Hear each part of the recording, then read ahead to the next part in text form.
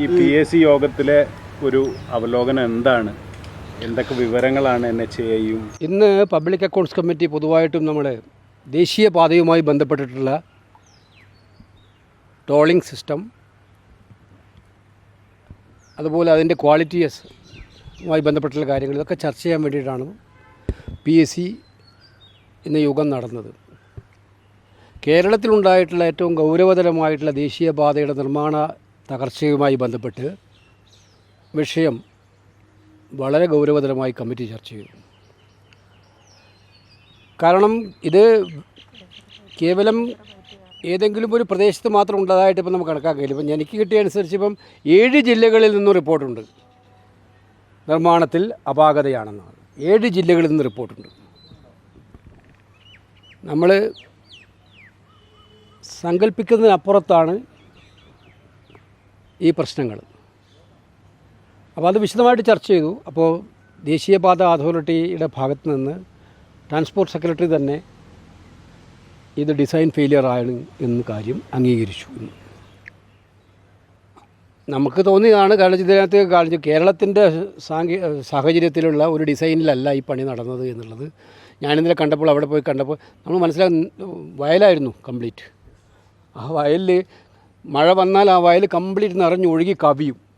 അവിടെയാണ് ഒരു ശക്തമായിട്ടുള്ള ബേസ്മെൻറ്റും ഇല്ലാതെയുള്ള റോഡ് നിർമ്മാണം നടത്തിയത്. അത് തകർന്ന് തരിപ്പണമായത്.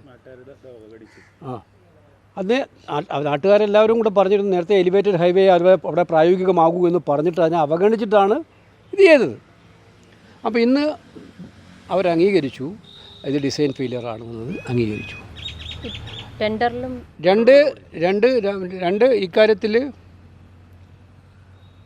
ഒരു പ്രദേശത്ത് മാത്രമല്ല പ്രശ്നം ഉണ്ടായിരിക്കുന്നത്. ഇതിനകത്ത് വളരെ വിശദമായിട്ട് ഒരു ഇൻട്രസ്റ്റിംഗ് ആയ കാര്യം, ഈ ഡിസൈൻ ഫൈനലൈസ് ചെയ്തതിൻ്റെ ഉത്തരവാദിത്വം കൺസൾട്ടൻസിക്ക് തന്നെയാണ്, അതായത് കരാറുകാരന് തന്നെയാണ്. അവർ national highway authority of India അംഗീകരിച്ചിട്ടുള്ള അക്രഡിറ്റഡ് എഞ്ചിനീയേഴ്സുമായിട്ട് ആലോചിച്ചിട്ടാണ് ഡിസൈൻ ഉണ്ടാക്കുന്നത്. അപ്പോൾ അതുമായി ബന്ധപ്പെട്ട് അവരുടെ ഭാഗത്ത് നിന്നുണ്ടായിട്ടുള്ള പാളിച്ചകൾ ഗുരുതരമാണ് എന്നുള്ള കാര്യം ഇന്ന് ട്രാൻസ്പോർട്ട് സെക്രട്ടറിയും ദേശീയപാത അതോറിറ്റി ചെയർമാനും 2 പേരും ഉദ്യോഗസ്ഥന്മാരും എല്ലാം തന്നെ പബ്ലിക് അക്കൗണ്ട്സ് കമ്മിറ്റി മുൻപാകെ പറയും. അപ്പോൾ ഞങ്ങൾ ഒരുപാട് ചോദ്യങ്ങൾ അവിടെ ചോദിക്കുകയുണ്ടായി. കാരണം ഈ ഡിസൈൻ ഫൈനലൈസ് ചെയ്യുന്ന ആരാണ്?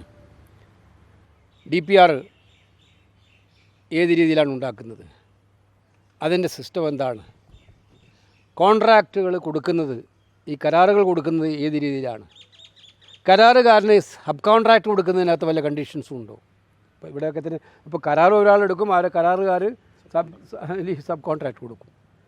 അപ്പോൾ ഇതൊക്കെ ആരാണ്? ഈ ക്വാളിറ്റി എൻഷുർ ചെയ്യുന്ന പാർട്ട് എവിടെയാണ് ഉണ്ടാകുന്നത്? അപ്പോൾ മനസ്സിലാക്കണം, ഞെട്ടിപ്പിക്കുന്നവരും ക്വാളിറ്റി അഷ്യൂർ ചെയ്യാനായിട്ടുള്ള ഒരു ഹൈ ലെവൽ ടെക്നിക്കൽ ടീം ഇല്ല എന്നുള്ളതാണ് ഇന്ന് നമുക്ക് ബോധ്യപ്പെട്ട ഏറ്റവും പ്രധാനപ്പെട്ട കാര്യം. ഇത്രയും വലിയ വർക്ക് നടക്കുമ്പോൾ നിങ്ങൾ മനസ്സിലാക്കേണ്ടത് 10-30,000 കോടി രൂപയോളം വരുന്ന വർക്കുകൾ നമ്മുടെ നാട്ടിൽ നടക്കുമ്പോൾ, അതും കേരളത്തിൻ്റെ ലൈഫ് ലൈനായിട്ടുള്ള ദേശീയപാത കംപ്ലീറ്റ്. അപ്പോൾ അത് ദേശീയപാത ഇന്ത്യ മൊത്തത്തിലാണ് പറഞ്ഞത്.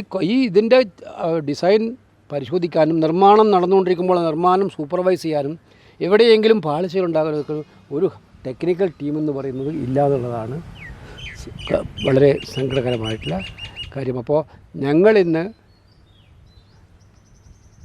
അവരോട് ആവശ്യപ്പെട്ടത്, അടിയന്തരമായിട്ടും നമ്മളിന്ന് ഫസ്റ്റ് ഡിസിഷൻ PSC നമ്മൾ പറഞ്ഞിരിക്കുന്നത് CNDAGയോട് ഈ നിർമ്മാണ തകർച്ച ഉണ്ടായിരിക്കുന്ന പ്രദേശങ്ങളിൽ പെർഫോമൻസ് ഓഡിറ്റ് നടത്തി കരാറ് അടക്കമുള്ള കാര്യങ്ങളിൽ, ഡിസൈൻ അടക്കമുള്ള കാര്യങ്ങൾ എന്ത് സംഭവിച്ചു എന്നുള്ളത് പരിശോധിക്കാൻ ആവശ്യപ്പെട്ടിരിക്കുകയാണ്. CNDAGയോട് ഓഡിറ്റ് ചെയ്യണമെന്ന് ആവശ്യപ്പെട്ടിരിക്കുകയാണ്. Number 2, national highway of India authority ചെയർമാൻ്റെ നേതൃത്വത്തിൽ ഒരു സംഘം അടിയന്തരമായിട്ടും PSC ആവശ്യപ്പെട്ടതനുസരിച്ച് ശനി, ഞായർ, തിങ്കൾ ദിവസങ്ങളിൽ ചെയർമാനും അംഗങ്ങളും കേരളം സന്ദർശിക്കുകയാണ്. അവരോട് ഈ അപകടമുണ്ടായ സ്ഥലങ്ങൾ മാത്രം സന്ദർശിക്കാനല്ല പറഞ്ഞിരിക്കുന്നത്. ഇതേ അപകടങ്ങൾ വരാനിരിക്കുന്ന പല സ്ഥലങ്ങളിലുമുണ്ട്. ഇപ്പോൾ ഉദാഹരണത്തിന് എൻ്റെ മണ്ഡലത്തിലെ കായംകുളത്ത് ഇതുപോലുള്ള ആശങ്കകൾ പറഞ്ഞുകൊണ്ടിരിക്കുകയാണ്. അവർ പുതിയ ഉണ്ടാക്കുന്ന ഇതിനകത്ത് മണ്ണ് വാരുന്നതിനകത്തും അവിടെയും ഇതുപോലെ മഴവെള്ളം ശക്തിയായിട്ട് കുത്തിയൊലിച്ച് വരുന്ന സ്ഥലങ്ങളാണ്.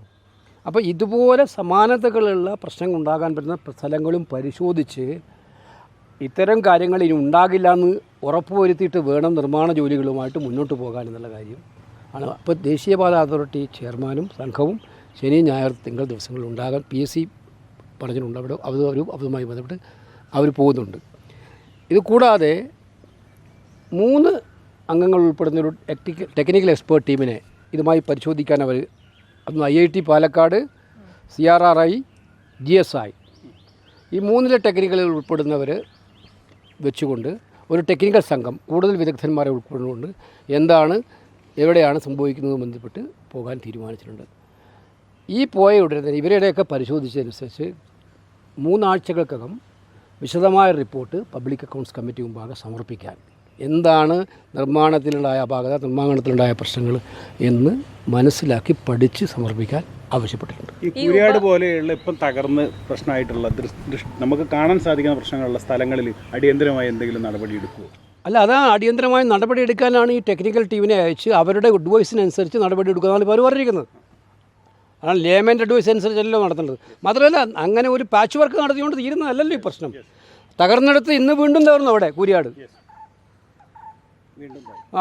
അപ്പോൾ നമ്മൾ മനസ്സിലാക്കേണ്ടത് ഡിസൈനിലുണ്ടായ കുഴപ്പമാണെന്ന് പറഞ്ഞാൽ ആ ഡിസൈനിലുണ്ടായ കുഴപ്പം ആ റോഡ് മൊത്തം കൺസ്ട്രക്ട് ചെയ്ത റോഡിന് മൊത്തം ബാധിക്കുന്നതല്ലേ, അതല്ലേ? അപ്പോൾ അതുകൊണ്ട് വിശദമായ സാങ്കേതിക പരിശോധന നടത്തി കറക്റ്റീവ് മെഷേഴ്സ് എടുക്കാൻ വേണ്ടിയിട്ടുള്ള നിർദ്ദേശം കൊടുത്തു. അതനുസരിച്ച് അവർ റിപ്പോർട്ടുകൾ അവർ 3 ആഴ്ചക്കകം കമ്മിറ്റിക്ക് തരാനും ആവശ്യപ്പെട്ടിട്ടുണ്ട്.